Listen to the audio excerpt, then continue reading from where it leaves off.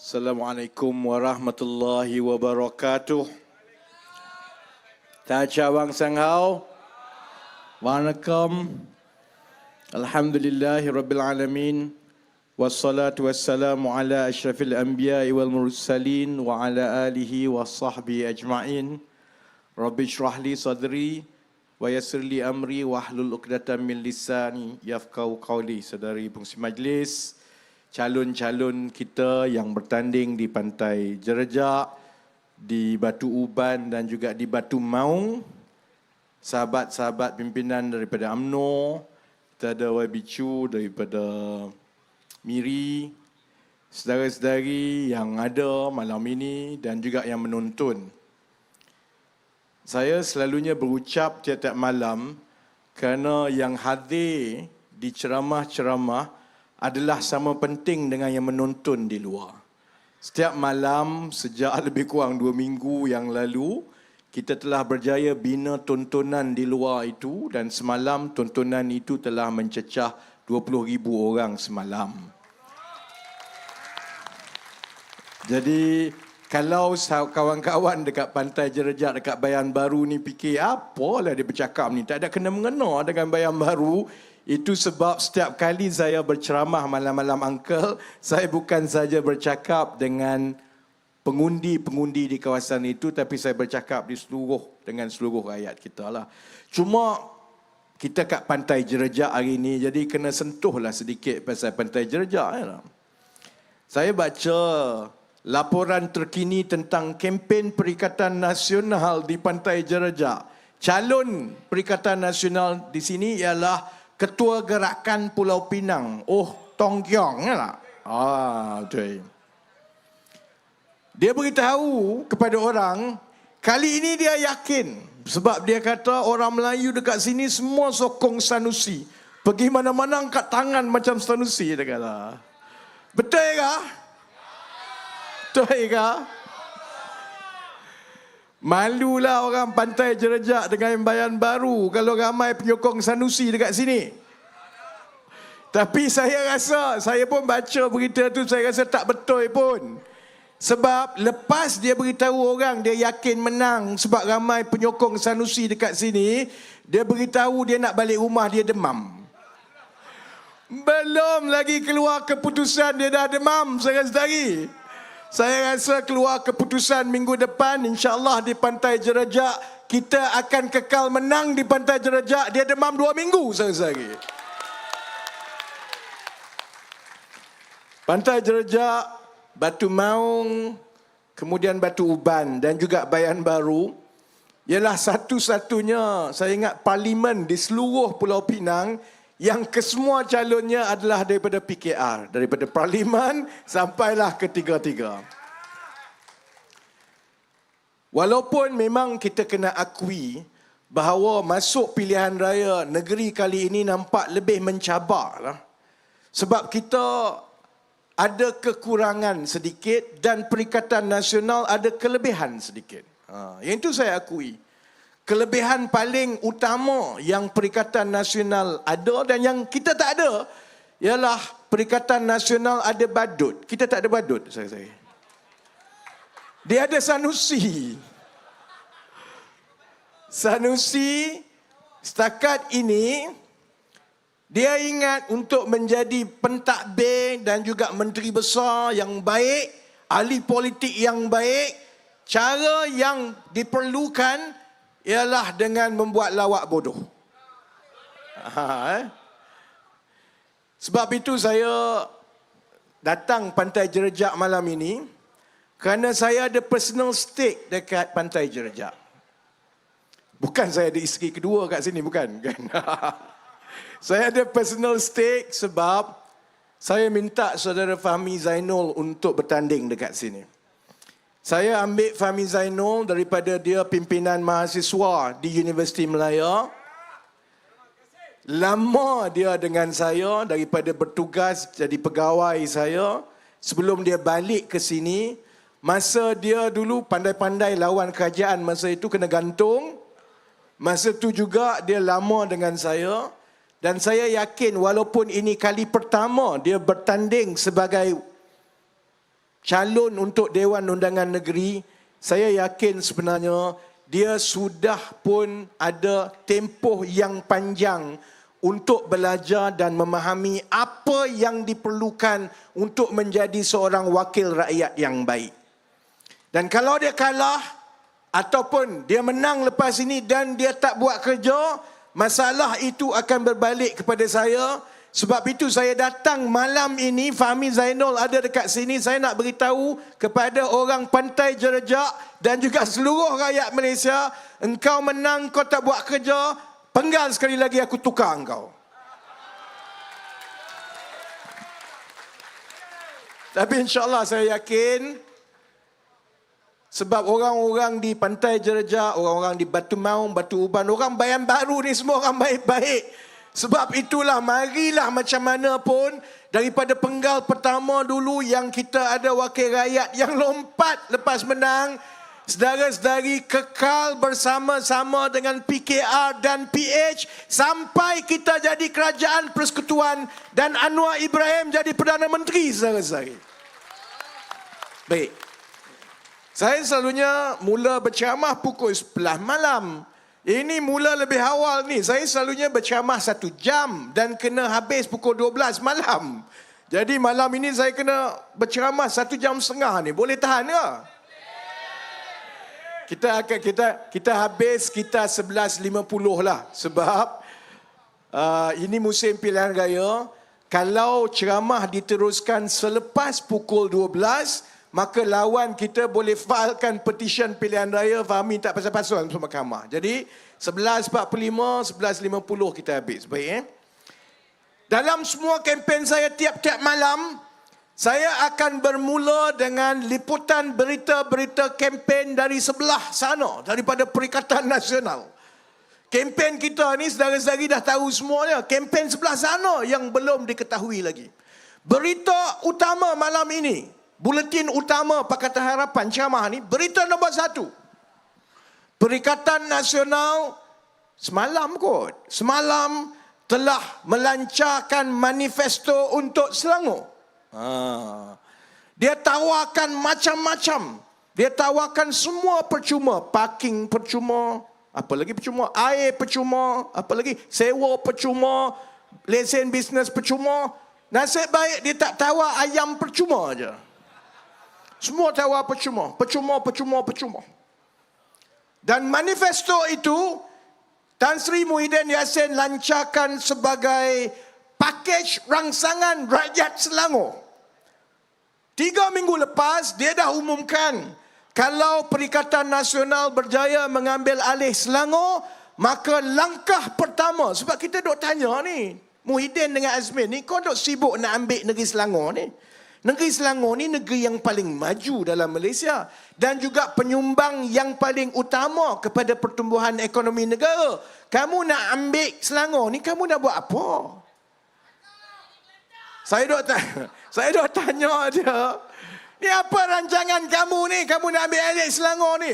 Bila kita tanya tiap malam, Tan Sri Muhyiddin Yassin pun menyebut bahawa pelan ekonomi Perikatan Nasional untuk orang Selangor, kalau Perikatan Nasional menang, maka dia akan menubuhkan Majlis Pemulihan Negeri Selangor.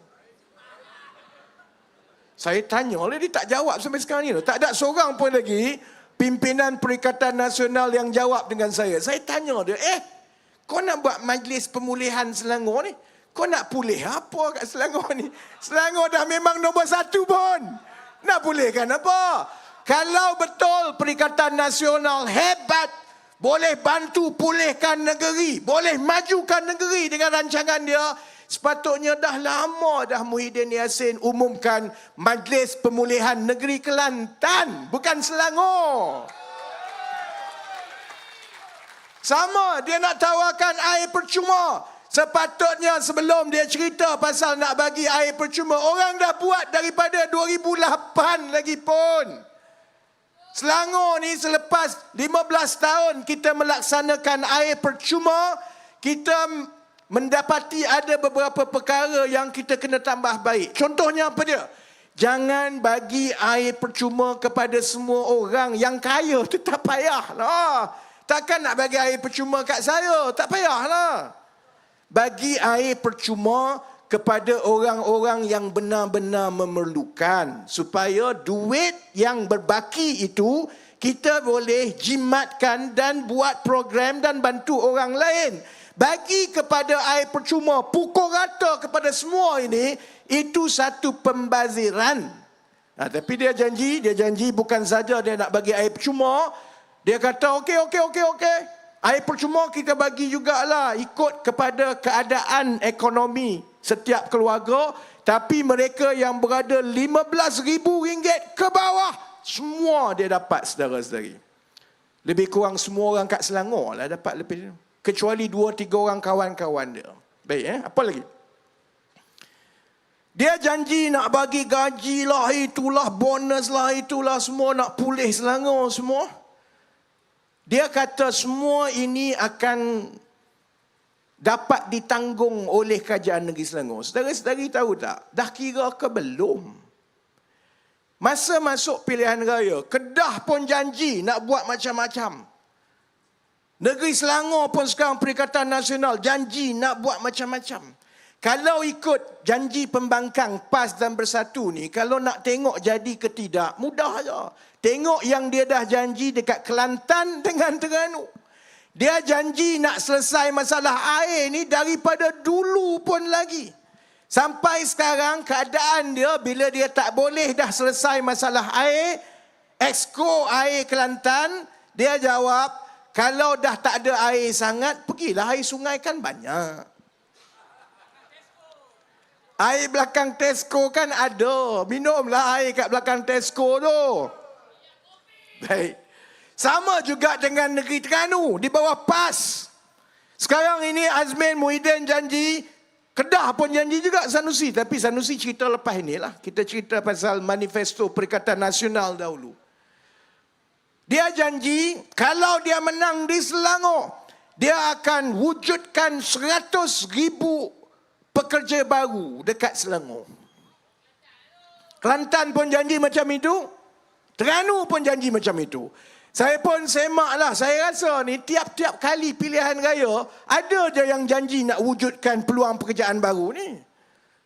Bila kita semak dalam pilihan raya yang lepas, 2018, PAS di Terengganu juga menjanjikan untuk mewujudkan 20,000 peluang pekerjaan baru di Terengganu. Dan nak masuk pilihan raya lepas 5 tahun ini, dia pun buat kenyataan, kita telah berjaya mewujudkan peluang pekerjaan. Saya terkejutlah. Saya orang Terengganu, Uncle. Saya dilahirkan di Terengganu, mak ayah saya masih lagi dekat Terengganu. Saya balik kampung, saya tengok Terengganu macam itu je. Tak ada lah banyak peluang pekerjaan baru. Jadi saya tengok lagi, rupanya kejayaan kerajaan PAS di Terengganu untuk mewujudkan peluang pekerjaan ialah dengan menyediakan bas-bas untuk dihantar budak-budak ini pergi ke Selangor untuk cari kerja. Baik, Cuma yang saya paling bimbang dengan Perikatan Nasional bila nak masuk pilihan raya. Dia janji macam-macam, bagi air percuma, parking percuma. Saudara-saudari, semua ini melibatkan kos. Sampai sekarang, dia belum beritahu lagi kepada kita macam mana dia nak ambil, daripada wang mana dia nak ambil, nak bayar semua ni. Ambil contoh, belanjawan terkini Kerajaan Negeri Selangor. Perbelanjaan 2.4 bilion. Hasil 2.1 bilion. Itu pun kena ambil defisit 300 juta, perlukan bantuan daripada kerajaan pusat. Itu program yang sedia ada. Sebab sebahagian besar daripada perbelanjaan ini ialah perbelanjaan gaji. Jadi bila kamu parking pun nak percuma, air pun nak percuma, pada masa yang sama juga, dia juga nak tambah lagi gaji, bagi lagi bonus. Kau nak sakau duit mana ni? Duit jana wibawa dah tak ada, Muhyiddin oi. Mana dia nak ambil duit untuk bayar yang ini? Sebab itu saya minta saudara-saudari, dan saya nak yang Malaun, yang orang-orang PAS duk maki hamun tengah tengok ni, sila jawab. Mana kamu nak sakau duit untuk bayar segala janji-janji pilihan raya yang kamu tabur sekarang. Sedangkan di negeri Kelantan pun, semua hutang yang sebelum ini kamu ambil dengan kerajaan persekutuan, itu pun kamu payah nak bayar. Saya tahu sebab hari Jumaat lepas Uncle, kita bincang pasal nak selesaikan masalah air di Kelantan. Kita bersetuju, kerajaan persekutuan bersetuju, kita akan bagi peruntukan 1.7 bilion sekarang segera untuk bantu masalah air supaya dia ada loji air yang baru selesai semua. Kita bayar tangki-tangki air supaya ada tangki air untuk hantar air ke rumah. Tapi saya tengok satu-satu ada juga satu permohonan kerajaan negeri Kelantan memohon supaya hutang kerajaan negeri Kelantan pasal air yang dulu dibatalkan dan dimaafkan oleh kerajaan persekutuan. Saya nak tanya orang Penang, adil ke tidak? Kerajaan Penang pun kena tanggung perbelanjaan air. Kerajaan Penang pun kena buat loji air yang baru semua. Kerajaan Penang kalau dapat pinjaman daripada persekutuan, kerajaan Penang bayar selesai semua. Tak ada masalah. Tiba-tiba bila mari kerajaan PAS, dia takbir tak elok, dia rugi, dia banyak perkara yang ada masalah. Oleh kerana dia tak buat kerja, dia suruh kerajaan persekutuan batalkan dan hapus hutang dia. Sedangkan tiap-tiap hari dia maki hamun, kata orang Cina, orang India tak boleh pakai, orang Cina ini rasuah, orang Melayu yang sokong pakat perikatan. Begitukah nama lain lah. Carilah nama lain, perikatan. Susah nak sebut. Pakatan Harapan. Sedangkan dia kata orang Melayu yang sokong Pakatan Harapan ni semua tak Melayu ni. Bayangkan kalau saudara-saudari, uncle semua jadi saya Menteri Ekonomi yang kena bagi pandangan. Saya kata adalah cukup tidak gentleman. Kamu tak buat kerja baik, kamu ambil duit rakyat. Sebab duit rakyat yang kamu minta untuk dimaafkan itu termasuklah duit rakyat pembayar cukai yang Cina pun ada, yang India pun ada, yang Melayu pun yang ada. Pada masa kamu api-apikan supaya yang muda-muda Melayu ni benci kepada kaum-kaum lain, pada masa itu jugalah diam-diam kamu minta supaya hutang kerajaan persekutuan, duit rakyat dibatalkan untuk kamu. Sebab itu saya nak bagi satu peringatan kepada pengundi-pengundi. Rekod Tan Sri Muhyiddin Yassin semasa mentadbir negara ini dalam tempoh 18 itu, bila bab mari soal belanja duit, saya cukup bimbang. Kalau di negara barat dahulu, zaman 80-an, zaman 70-an, ada satu gejala yang menjadi penyakit kerajaan-kerajaan di negara barat masa itu. Gejala itu dipanggil gejala tax and spend. Kerajaan, bila dia jadi saja kerajaan, kerja dia kutip duit daripada rakyat saja. Cukai, belanja. Cukai, belanja. Sebab dia nak buat kerja mudah. Untuk tempoh yang pendek tu, dia rasa popular lah. Sebab rakyat kata, tengok saya dapat bantuan itu, saya dapat duit itu, saya dapat cukai dan belanja. Tax and spend. Tapi akhirnya selepas 20 tahun, banyak kerajaan-kerajaan yang mengalami masalah kewangan apabila kerajaan baru yang ambil alih itu, mereka tidak lagi ada kemampuan untuk membayar hutang-hutang yang diambil oleh kerajaan-kerajaan sebelum itu. Itu juga akan jadi masalah di negara kita bila ada parti-parti seperti Perikatan Nasional. Boleh sebut Perikatan Nasional. Okay. Perikatan Nasional yang bila nak masuk saja pilihan raya, dia janji macam-macam. Tapi dia belum lagi kira, dia tak tengok kemampuan. Sebab itulah rekod yang Tan Sri Muhyiddin Yassin ada sepanjang 18 bulan dia menjadi kerajaan.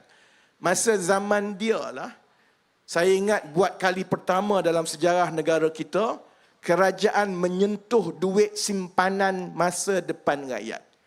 Kawan-kawan yang dekat Pantai Jerejak ni tahu tak? Kita ada satu tabung yang mencaratkan bahawa tabung itu wang dia tak boleh disentuh kecuali untuk masa depan rakyat. Tahu ke tidak? Tak tahu ni. Ramai tak tahu. Balik Google. Bukan KWSP, bukan. Tengok tu, mungkin ramai tak tahu. Bukan KWSP. Fahmi pun dah pucat dah, takut saya tanya dia. Kita ada satu tabung. Tabung itu dipanggil Kumpulan Wang Amanah Negara. Bukan KUAP. Itu Kumpulan Wang Amanah Pencen. Tengok, ini nama KUAN. Kumpulan Wang Amanah Negara. Tak ada lagi orang yang sentuh pasal macam mana wang KUAN ini telah digunakan. Kita ada satu tabung. Nama dia Kumpulan Wang Amanah Negara, KUAN. Basically, this is a National Trust Fund for future generation. Ia ditubuhkan lewat 90-an, tak silap saya. Dan tujuan dia ialah setiap tahun sebahagian daripada hasil minyak daripada Petronas dimasukkan ke dalam Kumpulan Wang Amanah Negara, KUAN. Cuma ialah orang tak tahu. Dan semua pimpinan sebelum ini sebaik yang mungkin tak nak sentuh duit KUAN ini. Kerana ini adalah duit untuk masa depan. Dan kalau tengok, tujuan KUAN ini ditubuhkan ialah hanya untuk digunakan untuk masa depan rakyat, selalunya yang bersabit dengan pendidikan. Dan memang tak disentuh. Masa saya jadi ahli parlimen tahun 2013 hingga 2018, saya ingat duit KUAN dah sampai 7-8 bilion. Dia naik setiap tahun. Muhyiddin telah pun menggunakan duit KUAN. Dia guna duit KUAN. Saya tunggu dia jawab. Biar dia jawab. Sebab sebelum ini tak ada orang tanya dia. Saya tahu dia akan jawab apa. Dia akan jawab bahawa sebenarnya ini saya gunakan untuk nyawa rakyat masa zaman COVID. Dia akan jawab macam itu. Tapi duit KUAN telah digunakan oleh pentadbiran Muhyiddin 18 bulan itu. Dan kalau tidak ada skandal-skandal masa zaman Muhyiddin, kita tak marah. Tapi dalam keadaan dia berhutang sampai hutang kita jadi paling tinggi. Dalam keadaan dia ambil wang KUAN yang tak pernah disentuh sebelum itu, yang sepatutnya jadi warisan anak-anak kita di masa akan datang. Masa itu jugalah bila kerajaan perpaduan ambil alih pentadbiran, kita buka fail, macam-macam cerita ada saudara-saudari. Jana wibawa tak jana wibawa. Sebab itu saya faham kenapa Perikatan Nasional nak sangat ambil alih Pulau Pinang, nak sangat ambil alih Negeri Sembilan, nak ambil alih Selangor. Sebab ketiga-tiga negeri ini adalah negeri-negeri yang paling kaya dengan rizab simpanan yang paling kaya, saudara-saudari. Sebab itu saya nak beritahu orang Pulau Pinang, ni yang Ong Tong Tiong kata peminat-peminat Sanusi angkat tangan ini. Engkau angkat tangan, banyak-banyak angkat tangan, wang rakyat kamu akan hilang kalau Perikatan Nasional ambil alih. Kerana rekod mereka setakat ini, mereka hanya pandai ambil wang yang telah ada, kemudian mereka belanja. Bila wang itu sudah tak ada, tak boleh belanja, rakyat marah, dia pas balik kerajaan itu kepada kita, saudara-saudari. Itu keadaan dia. Saya tunggu Muhyiddin Azmin jawab. Muhyiddin, sila jawab. Apa kamu buat dengan Kumpulan Wang Amanah Negara, KUAN? Saya nak orang-orang yang menonton dan yang ada dekat Bayan Baru ni balik tolong Google Kumpulan Wang Amanah Negara, kerana itu adalah sumbangan daripada Petronas untuk rakyat negara kita di masa akan datang. Dan dia telah disentuh. Wang Petronas pun ambil, wang KUAN pun ambil, pinjaman pun ambil. Sebab itulah masa itu dia kata dia yang paling baik sekali, bagus bagi kat orang semua. Malah nak sebut Abah. Sebab itu saudara-saudari, kalau kita nak jadi popular, nak jadi kerajaan yang senang, boleh ambil duit, belanja habis, bagi semua. Tapi negara ini, kerajaan ini bukan milik ahli-ahli politik macam kami. Kami masuk pejabat ni 5 tahun sekali saja. Masa 5 tahun itu kalau buat kerja yang baik, tinggalan kami ialah hasil yang baik untuk kerajaan seterusnya. Sama macam kita jaga syarikat-syarikat. Sebelum kita ada CEO yang lain. CEO buat kerja semua, sebelum dia dipindahkan ke tempat lain, CEO yang baik adalah CEO yang meninggalkan syarikat itu dalam kedudukan kewangan yang baik. Cash flow bagus, reserve bagus, growth revenue bagus. Pekerja-pekerja semua dijaga. Barulah senang CEO yang baru masuk, maka CEO yang baru itu boleh besarkan lagi syarikat. Itu baru satu benda pasal manifesto Perikatan Nasional. Satu lagi dalam perkembangan terkini, oleh kerana saya tiap-tiap malam berceramah hentam Perikatan Nasional, dan yang menonton daripada kalangan walaun Perikatan Nasional ni, dia tak reti nak menjawab. Kritikan terbaru kepada saya ialah dia kata, Rafizi ni dia ada masalah. Kalau nak tahu dia berbohong, setiap kali dia nak berbohong, dia tengok jam. Saudara-saudari tengok, saya kan kalau ceramah saya selalu tengok jam. Saya memang selalu tengok jam. Satunya ialah sebab saya tak pakai skrip. Jadi saya dalam kepala dah tahu apa nak cakap. 1, 2, 3, 4. Jadi saya kena sesuaikan banyak mana lagi yang saya nak bercakap tu dengan masa. Tapi inilah juga yang saya nak ambil kira dan saya nak kongsi. Ini masalah orang kita. Saya memang sangat-sangat berkira mengenai masa. Kalau tanyalah semua orang yang kerja dengan saya tak kedekut benda lain. Benda lain saya tak kedekut. Masa saya memang kedekut. Kalau membazir masa memang kena maki dengan saya. Sebab ini pandangan saya dan saya nak beritahu kepada walaun PAS ni. Kamu ni mengaku Islam. Tapi kamu ni tak ada konsep bahawa perkara yang Allah bagi kepada kita, antara yang paling berharga adalah masa. Semua harta lain, kalau dah hilang boleh cari balik. Wang kalau hilang, boleh cari balik. Kereta, aksiden, cari balik, beli balik. Rumah terbakar, boleh beli balik. Masa, kalau kamu hilang 1 minit pun, masa itu tidak akan datang balik. Sebab itu saya tak tahu geng-geng yang sokong Sanusi ini.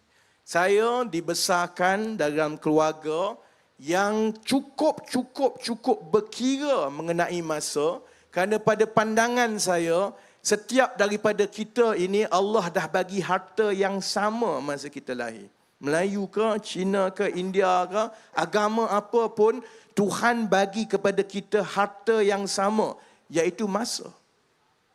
Masa semua orang ada masa yang sama, 24 jam sehari. Maka orang yang menggunakan harta masa itu dengan baik, dia tak membazir, dia rajin, dia buat kerja, maka orang itulah daripada harta masa yang Allah bagi sama kepada semua. Daripada harta masa itulah kita boleh buat harta-harta yang lain. Lain kali kepada walaun, janganlah cari salah benda-benda mengarut, tak pasal-pasal kena tazkirah masa ceramah sekarang. Sebab itu saudara-saudari, saya nak tunjuk dia sebenarnya bila kita nak masuk dalam minggu kedua kempen ini, dia dah tak ada modal. Benda mengarut macam saya tengok jam masa itu pun jadi isu besar kepada dia. Dulu isu besar dia ialah gigi saya. Gigi saya tak straight. Ada air tak? Saya masih lagi demam. Ada ayak. Buat ayak.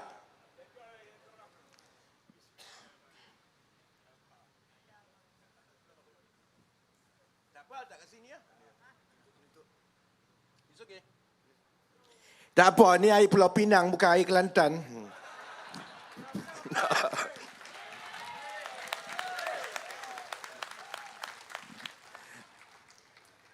Baik ya. Dia komen benda-benda mengarut pasal gigi lah, pasal jam lah. Sebab sebenarnya dia tak boleh jawab benda yang paling penting. Dalam 4-5 bulan yang lepas ini, dia mainkan satu isu saja. Lawan kita ni, termasuklah si Ong Tong Keong ni. Isu dia ialah kerajaan perpaduan yang ada sekarang ini tak cukup Melayu. Kerajaan ini sebenarnya kerajaan yang dikawal oleh orang Cina. Kau nak Melayu ramai mana lagi? Ni Zalah marah sangat kat Muhyiddin ni. Muhyiddin. Dia belum sebut Sanusi lagi ni. Dia kata kerajaan perpaduan yang ada sekarang ni tak cukup Melayu. Kalau kerajaan perpaduan ini terus dapat sokongan daripada rakyat, habislah Melayu. Dia bagi gambaran. Contohnya, terutama kepada yang muda-muda ni lah, dia bagi gambaran bahawa tengok apa yang telah berlaku kepada Singapura. Kalau kita tak sokong kerajaan Melayu yang PAS dan bersatu ini, maka lepas ini Pulau Pinang pula akan jadi seperti Singapura. Itulah masa kecil-kecil, masa sekolah, orang suruh belajar betul-betul sejarah, tak nak belajar, tak cerdik. Bila tua-tua, sejarah pun dia tak tahu. Saya tak pernah sentuh benda ni secara terbuka tau, tapi saya nak sebut once and for all, terutamanya kepada yang muda-muda ini. Negeri Pulau Pinang ni dan juga negeri Singapura dulu, dia bukanlah dalam tempoh 50-60 tahun ni, tiba-tiba orang Cina semua datang tendang orang Melayu keluar. Kau gila ke apa? Asal usulnya begini, 300 tahun yang lepas ni. Tahun-tahun dalam kurun ke-18, 17 lebih, 1750, 1780. Pulau Pinang dan juga Singapura, pulau-pulau yang tak adalah sangat ramai penduduk. Dia pulau yang kosong, adalah perkampungan nelayan sedikit sebanyak, tapi dia bukanlah penuh dengan orang macam sekarang ini. Masa itu, British ada hubungan dagang yang kuat dengan China dan juga dengan rantau ini sebab dia berdagang sebahagiannya dagang rempah, kalau dengan China semua banyak. Jadi kapal-kapal British ini daripada UK, England turun ke bawah, lalu ke Cape Horn sampai bila dia nak pergi ke China. Jadi dia cari tempat-tempat kapal-kapal dia untuk berehat dan berlabuh sebelum dia sambung pergi ke China. Jadi pedagang-pedagang macam Sir Stamford Raffles, Sir Francis Light, bila dia datang ke arah ini, dia tengok ada pulau-pulau kosong. Pulau Pinang pun kosong, tak dipakai, tak ramai orang. Singapura pun macam itu juga. Jadi akhirnya dia minta untuk sewa. Pulau Pinang, dia minta sewa dengan kerajaan negeri Kedah masa itu. Singapura, dia minta sewa dengan kerabat daripada kerajaan negeri Johor masa itu. Dia bermula dengan sewa. Sebab masa itu orang tak pakai sangat lagi pun dan tak ramai orang pun yang duduk kat sini, kecuali ada perkampungan-perkampungan nelayan yang kecil. Jadi akhirnya Pulau Pinang dan Singapura, dia menjadi persinggahan kapal-kapal dagang ini yang British punya. Orang kita masa itu Melayu, dia tak nak kerja. Jadi buruh untuk tempat port tak port, pelabuhan semua dia tak nak. Kerana orang kita secara tradisinya Melayu, dia duduk kat kampung, duduk kat tanah sendiri. Jadi British masa itu bila dia dah dapat Pulau Pinang disewa, dia dapat juga Singapura disewa, maka untuk menghidupkan tempat ini sebagai persinggahan kapal-kapal, dia pun mula bawa masuk pekerja-pekerja asing. Masa itu pekerja asingnya orang Cina. Sama macam kita dah bawa masuk pekerja asing daripada Indonesia dan juga Bangladesh sekarang sebab orang kita tak nak bekerja dalam bidang-bidang itu. Itu 300 tahun dahulu. Bila kita bentuk Persekutuan Tanah Melayu 1948 sehingga kita menjadi merdeka, masa itu setelah beratus tahun sudah tentulah penduduk daripada kaum Cina lebih ramai di Pulau Pinang dan juga di Singapura. Tapi cara mereka cakap ini seolah-olah uncle auntie kita, kawan-kawan kita, rakyat Malaysia yang Cina ini datang ke Malaysia dan tendang keluar. Gila ke apa? Sama aja. Memang kita akhirnya adalah hasil daripada sebuah negara yang ditinggalkan oleh penjajah British. Memang ini kita. Kita nak buat apa lepas ini? Kita nak masing-masing kata, okeylah, aku balik ke sana, kau balik ke sini. Diorang nak pergi mana? Kita nak pergi mana? Saya, keluarga saya pun saya tak tahu asal-usul mana. Entah-entah asal-usul daripada Sumatera. Kita tak tahu ni kawan-kawan, prof semua ni, susah galau kita sebab kita adalah hasil daripada beratus tahun dijajah. Jadi cara yang terbaik untuk kita ialah kita belajar mengenali masing-masing. Sebab itu kalau orang tanya saya, kenapa saya masuk PKR daripada dulu? Kau tak sayang kat Melayu ke? Ni kalau yang menonton, depan saya ni semua Cina ni, banyak Cina ni. Melayu dan Cina banyak. Saya saja cerita pasal benda ini kerana saya nak semua faham. Melayu faham, Cina faham, India faham. Saya anak Melayu yang lahir di Terengganu, besar di Terengganu. Sekolah pergi semua Melayu, sekolah rendah. Habis darjah 6 pergi sekolah, lagi Melayu. Nama dia College Melayu, semua Melayu.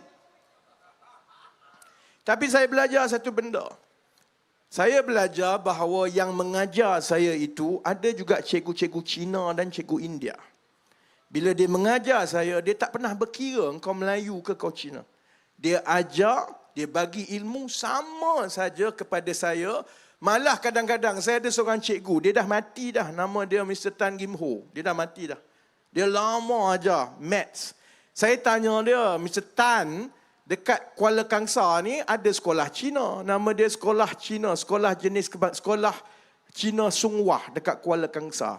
Why you mengajar budak Melayu? Kita semua ni budak Melayu ni. Why you mengajar budak Melayu? You pergilah mengajar sekolah Cina tu. Saya tanya tu in the 90s when I was in Form 4, Form 5. Dan dia cakap, dan ini sebenarnya sama saja kita Melayu ke, kita Cina ke, kita India. Dia cakap, you semua budak Melayu cerdik, asrama penuh, semua datang. Lagi mudah mengajar daripada mengajar budak Cina Sungwah daripada Kuala Kangsar. Whether you are Malays or Chinese or Indians, we are born with a good heart. Dan itu sangat penting untuk sebuah negara yang berbilang bangsa macam kita, kerana kita tak boleh besarkan anak-anak kita dengan membenci. Yang Melayu, kenapa saya masuk PKR, saya tak masuk parti-parti lain? Kerana saya tak mahu terheret dengan politik perkauman, kerana kalau kita besar, tua ni, kehidupan kita ialah mencari salah kaum lain dan membenci kaum lain. Kita akan jadi tidak gembira. Tiap-tiap hari hati kita ni tak suka kat orang. Kita negatif. Kalau kita tiap-tiap hari dalam hati kita ini tak suka kat orang, lama-lama, sebab itu orang Melayu kata, tengok orang Melayu dulu-dulu, dia kata ada pepatah yang cukup baik. Kalau ikut rasa, binasa. Ikut hati, mati tau. Sebab itu cara yang paling baik kita sebagai sebuah negara yang Melayu, Cina, India, ialah kita belajar daripada masing-masing. Sama macam saya belajar daripada cikgu saya yang Melayu ada, Cina ada, India ada. Dan macam itulah kita juga kena ajar kepada yang muda-muda ini, yang Melayu, yang Cina, yang India. Because on our own, we are not strong. But together, we are much stronger than what we thought. Itu saja.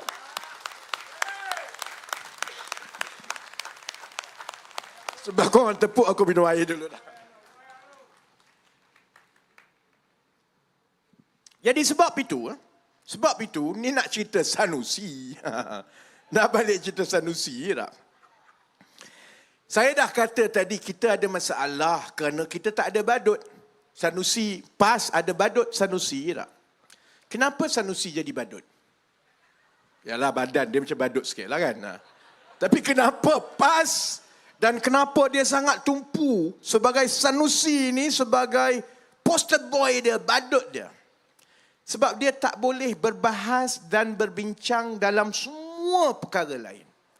Dia hanya boleh bercakap untuk mengajar anak-anak muda Melayu membenci orang lain. Siapa yang tak sokong dia, dia benci.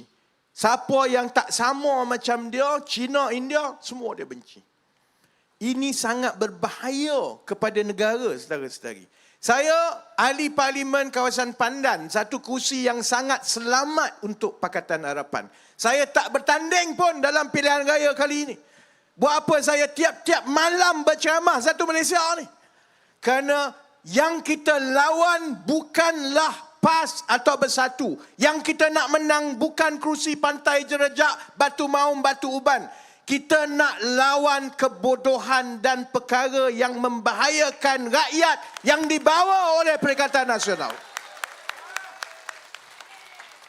Kita nak lawan perkara-perkara yang akan membina kebencian sesama kita. Sebab kita ada misi yang besar, saudara-saudari. Sebab itu kalau tengok dalam tempoh 2-3 minggu berkempen, saya nampak Perikatan Nasional sekarang ni dia makin perlahan dan dia makin defensif. Sebabnya semua yang kita lontarkan itu dia tak boleh jawab. Dia kata dulu dia bersih. Tak bersih dah, saudara-saudari. Muhyiddin Yassin kena dakwa. Tadi saya di Tasik Gelugur dekat Teluk Air Tawar, kerusi Wan Saiful Wan Jana Wibawa. Bising, 6 juta dalam akaun. 6 juta dalam akaun ni saya yang selalu turun naik mahkamah ada 14 kes ni. Cu ni lawyer, percayalah cakap saya, kalau dah masuk duit dalam akaun sendiri, selalunya kena, saudara-saudari. Jadi Wan Saiful, Wan Jana Wibawa, engkau bergembiralah dalam 2-3 tahun yang kau ada ni. Kalau nak belajar macam mana nak duduk dalam lokap atau penjara, mari jumpa aku. Sebab dalam bising-bising PN bersih, PN bersih, PN bersih. Lepas pilihan raya, Muhyiddin pun kena. Wan Saiful pun kena. Kawan-kawan semua kena. PAS masa tu kata, itu Bersatu. Itu bukan kita orang bersih. Kita orang Islam. Sebab itu mari kita Sanusi REE ni. Baik, saya tengok badut ni, Sanusi ni. Saya rasa tiap-tiap hari dia pening kepala macam mana dia nak buat lawak baru, nak tutup cerita pencurian nadi bumi ni. Saifuddin Nasution yang buka cerita ni satu persatu, dulu saya ingat 3-4 minggu yang lepas, dia tanya soalan yang mudah saja. Apa yang Sanusi tahu tentang kecurian nadi bumi dekat Bukit Enggang dalam kawasan dia sendiri, dalam SIK? Awal-awal tu dia confident cakap, saya tak tahu apa-apa. Ini fitnah semua ni. Tak tahu. Kemudian Saifuddin tunjukkan surat. Macam mana kamu tak tahu? Kerana kamu sendiri sebagai menteri besar yang menulis kepada Menteri Dalam Negeri minta bagi visa bawa masuk ni pekerja-pekerja daripada China yang bertujuan untuk melombong REE. Dia pun diam semua. Lepas tu dia kata, saya tak kenal. Kemudian Saifuddin tunjuk, habis ni gambar kau ada dengan ni yang Cina daripada yang tokek company Cina ni nama Solofat ni, yang kamu kata kamu tak kenal tapi gambar ada. Dia pun jawab, yalah saya tak kenal, itu gambar je, kami ambil gambar je tapi saya tak kenal dia. Dah diam sikit dah slow sikit dah ni. Tapi dia kata, yalah saya tak tahu. Saya tak terlibat dan saya tak tahu. Kemudian Saifuddin tunjuk lagi satu gambar. Kamu kata kamu tak kenal Solofah ni. Kamu kata kamu tak tahu apa-apa. Kamu kata ini semua fitnah.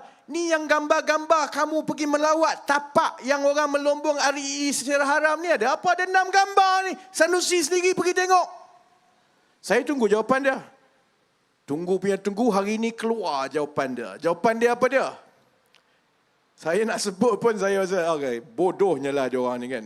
Jawapan dia sekarang ialah, saya menteri besar, ada laporan tentang kecurian REE di situ, jadi saya pergi tengoklah melawat. Kita tak apalah, kita ada akal, kita boleh fikir. No, yang walaon semua nu kamu tak nampak lagi ke dia punya sembang tu, dia punya berbohong. Dari satu hari ke satu hari berbohong. Daripada dia kata dia tak kenal, kemudian ada gambar, sekarang dia kata ambil gambar saja. Dia kata tak tahu, sekarang dia sendiri mengaku bahawa memang ada kecurian REE dekat situ, saudara-saudari. Esok lusa kita tunggu lagi ceramah-ceramah saya. Setiap kali ada lawak bodoh daripada badut Perikatan. Aku nak sebut Perikatan Nasional ni. Susah betul lah. PN lah, PN. Perikatan Nasional ini, setiap hari ada jawapan baru daripada Sanusi. Kita akan ulas dalam ceramah kita tiap-tiap malam. Jadi maksudnya macam mana? Yang dia dok beritahu orang Melayu ni, yang kononnya dia boleh menyelamatkan Melayu, dia bersih, sekarang satu persatu telah dibuktikan tak betul. Hatta Sanusi yang baru jadi menteri besar itu pun, sekarang dia kena jawab. Kalaupun dia tak terlibat, dia tak tahu apa-apa, sebagai menteri besar, dia kena jawab macam mana sebagai menteri besar, kamu boleh biarkan berlaku kecurian nadi bumi, logam yang paling mahal di tanah kerajaan.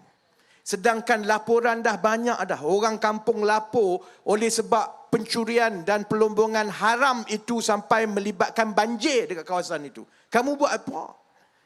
Sebab itu saudara-saudari, kalau saya kasar dengan Perikatan Nasional, dia bukan sebab soal nak menang pilihan raya. Orang-orang yang bertanding ni, menang kali ini, menang. Kalau dia menang, dia tak buat kerja, kita buang. Kalau dia kalah, dia ada peluang lagi. Cuma, masa ini sangat kritikal untuk negara kita. Kita baru ambil alih kerajaan 8 bulan. Kita tahu banyak masalah. Saya tak payah ulang kepada saudara-saudari. Masalah hutang, banyak. Masalah pembangunan, banyak. Masalah ekonomi yang kita nak perbetulkan banyak. Dan tambah pula itu, dalam keadaan ekonomi global sekarang ini sedang bergolak. Batuk saja dekat New York, kita kena sekali. China nampak perlahan saja pertumbuhan ekonomi dia, pasaran saham kita terdedah. Kita sekarang ini, sebab ekonomi kita demam, maka lagi cepat kita demam daripada orang lain bila ada masalah ekonomi yang lain. Semua ini kita tahu semua. Sebab itu bila saya tengok Tan Sri Muhyiddin Yassin, Azmin Ali, ini orang yang semua sudah dapat peluang untuk jadi menteri. Muhyiddin Yassin daripada dulu lagi, daripada saya dekat sekolah. Kemudian Pakatan Harapan 2018 jadi kerajaan, sambung jadi menteri. Sebelum dia tikam belakang, Azmin, Muhyiddin Yassin, Wan Saiful, Wan Jana Wibawa, semua yang ada ni dah 5 tahun dalam kerajaan saudara-saudari. Kamu sudah ada peluang untuk membaiki negara, tapi kamu tak buat. Bila kami alih sekarang, bila kita sedang baiki dan kita di landasan yang betul, tiba-tiba dia kemaruk untuk dia balik semula jadi kerajaan. Dia tak lain dan tak bukan. Segala yang berlaku ini hanya datang daripada satu kehendak saja, iaitu dia nak jadi kerajaan dan nak jadi Perdana Menteri dan menteri balik. Kamu nak jadi Perdana Menteri, kamu nak jadi menteri, jadilah. Tak ada masalah. Tapi jadilah menteri dan Perdana Menteri yang baik, yang menyelesaikan masalah, yang membantu rakyat, yang tidak mengapi-apikan rakyat. Barulah, saya pun kalau dia jadi menteri yang lebih baik, kalau dia boleh jadi Perdana Menteri yang lebih baik, saya tak ada masalah. Saya boleh kembali ke hidup saya sebagai orang awam, ada syarikat sendiri dan aku boleh buat duit tiap-tiap hari. Tak payah datang ceramah macam ini. Tiap-tiap hari duk kena baca. Apa pula Sanusi cakap hari ini? Tapi kita ada masalah. Dan masalah antara yang paling besar, yang ada kesan kepada semua rakyat Malaysia, adalah masalah gaji. Saya daripada dulu lagi, saya cakap sebelum kita menang dan jadi kerajaan pun, ceramah saya yang terakhir di Padang, di Pandan. Saya beritahu masa itu sebelum kita mengundi, saya beritahu kepada semua yang menonton, puluh-puluh ribu yang menonton. Saya kata, kalau saya dapat peluang, diberi tanggungjawab untuk jadi sebahagian daripada kerajaan, saya hanya ada satu misi yang paling besar sahaja. Saya nak bantu menaikkan gaji rakyat. Semua rakyat saya nak bantu.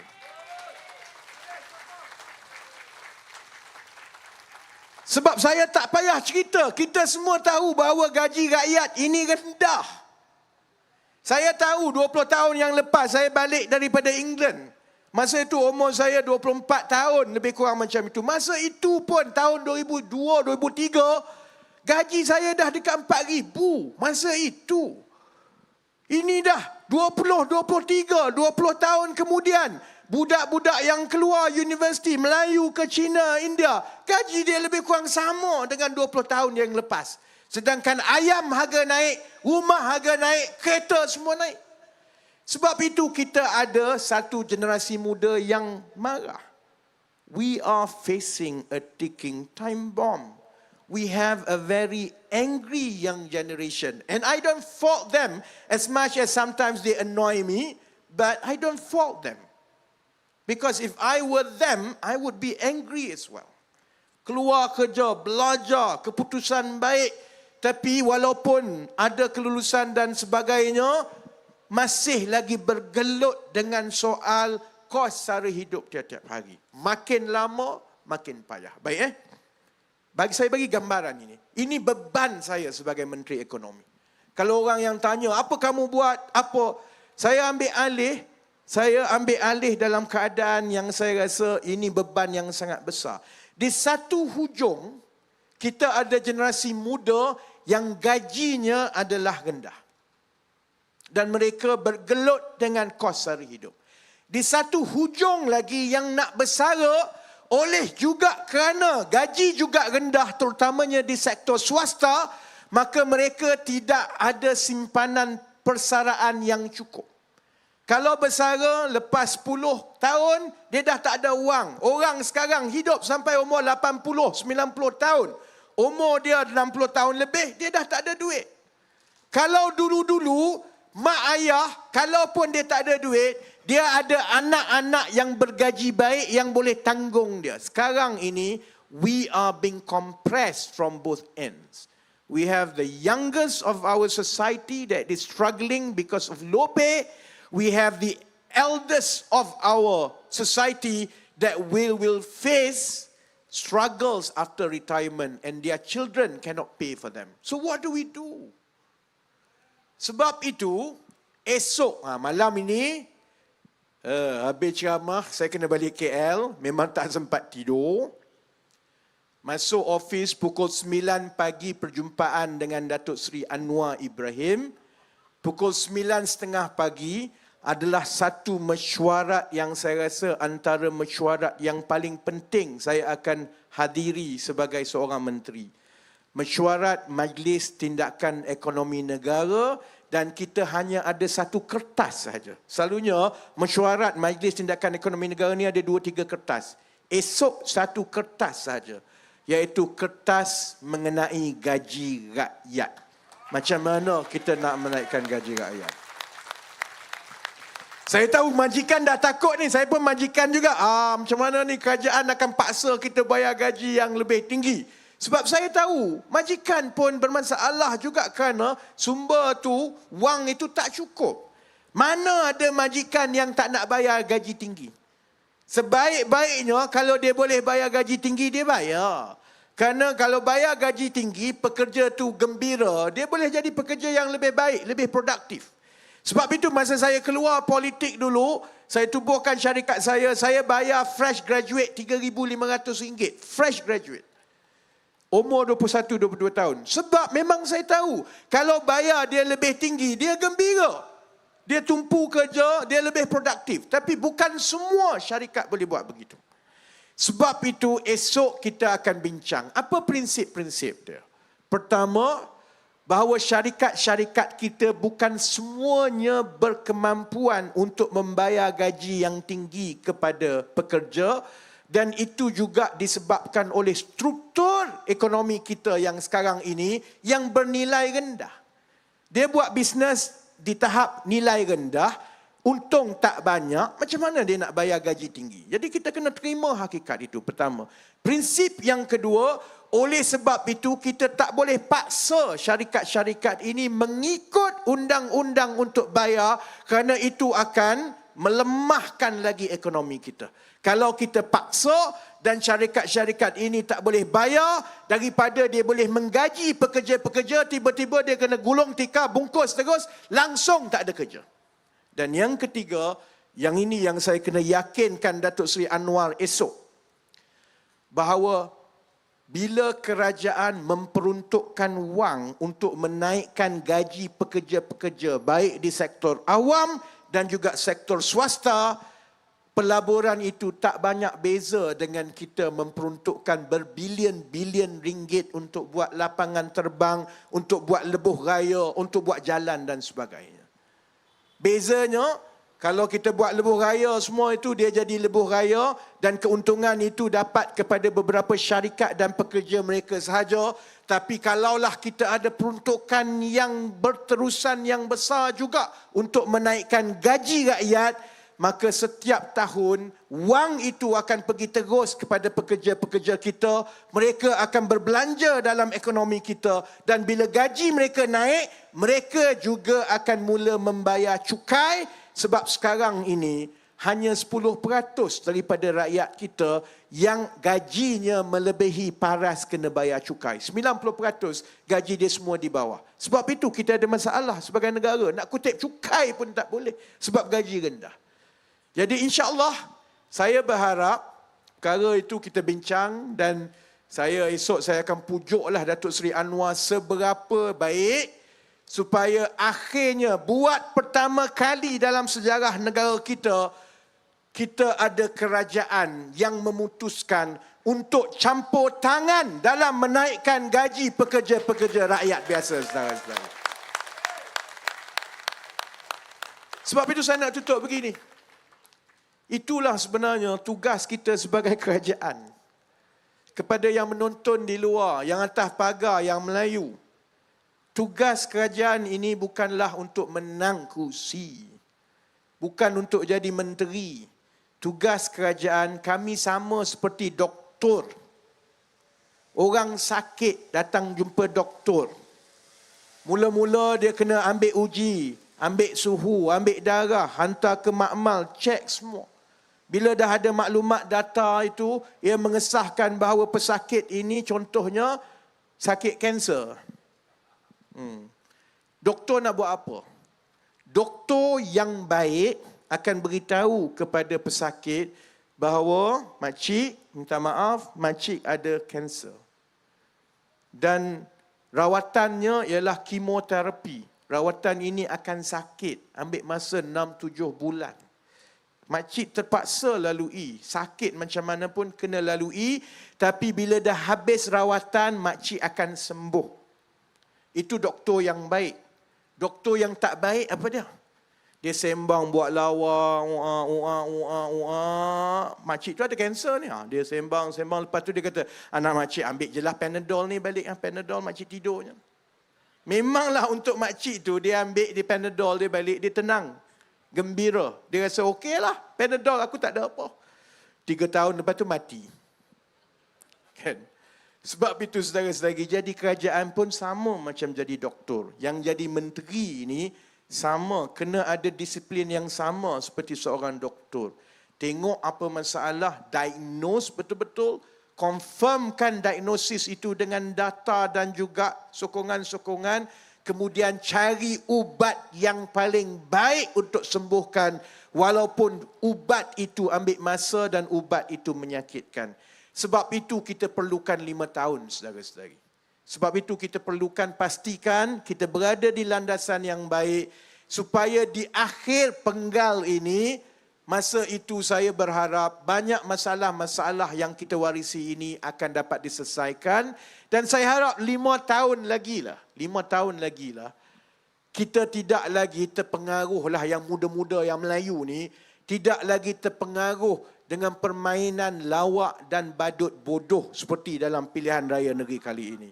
Kalau nak masuk kempen, lawan kita tentang macam mana nak baiki negara. Kalau kamu rasa kamu boleh buat dengan lebih baik, beritahu kita macam mana nak perbaiki kebajikan masyarakat dengan lebih baik. Kalau kamu nak jadi kerajaan selepas ini, beritahu kepada orang Pulau Pinang macam mana kamu akan bina negeri Pulau Pinang ini lebih baik daripada 15 tahun Pakatan Harapan memerintah negeri ini. Baru kita boleh masuk pilihan raya. Jadi insyaAllah, masa pun dah 11.50, saya pun dah nak balik KL. Saya doakan yang terbaik. Saya hanya minta satu saja permintaan terakhir daripada pengundi-pengundi Pantai Jerejak dan juga Bayan Baru dan juga Batu Maung dan juga Batu Uban. Dalam pilihan raya umum yang lepas November 2022, salah satu sebab kenapa PAS dan Bersatu menang lebih banyak kerusi daripada yang disangka ialah kerana jumlah keluar mengundi, pengundi-pengundi Cina dan India lebih rendah daripada sebelum-sebelum itu. Pilihan raya umum 2008, 2013, 2018, jumlah keluar undi di kalangan pengundi bukan Melayu adalah 81 ke 83%. Dalam pilihan raya umum yang lepas November 2022, hanya 68% pengundi bukan Melayu keluar mengundi. Ada 15% yang tak keluar mengundi. Jadi saya minta satu saja. Saya minta tolong beritahu semua kawan-kawan kita, keluarga kita, adik kita, sepupu kita yang kerja di Penang, yang kerja di Singapura, yang kerja di mana-mana. Please do this for us together. Come out to vote. Don't take it lightly. It is not about losing the state. We will not lose the state. It is about making a strong statement that this country belongs to all of us. And we will not tolerate any attempt to divide us. We will not allow orang-orang macam Sanusi menggunakan perkauman untuk tunjukkan bahawa di negeri ini kononnya kalau Melayu semua bersatu dan tolak orang Cina, orang India, jumlah orang Melayu ini cukup besar untuk meminggirkan orang Cina dan orang India. That is the message that we will have to counter, and we can only do that together. We need every single one to come out to vote. Boleh? Boleh kah? Thank you very much. Sese, Nandri, Vanakam. Kita jumpa lagi. Janganlah ada pilihan raya lagi lepas ni, penat. Okay. But we will see each other again. I will come back to Bayan Baru, Pantai Jerejak, Batu Maung and Batu Uban. Thank you very much. Pengundi-pengundi di Bayan Baru, you have been the best voters that we've seen in years. Thank you very much. Assalamualaikum warahmatullahi wabarakatuh.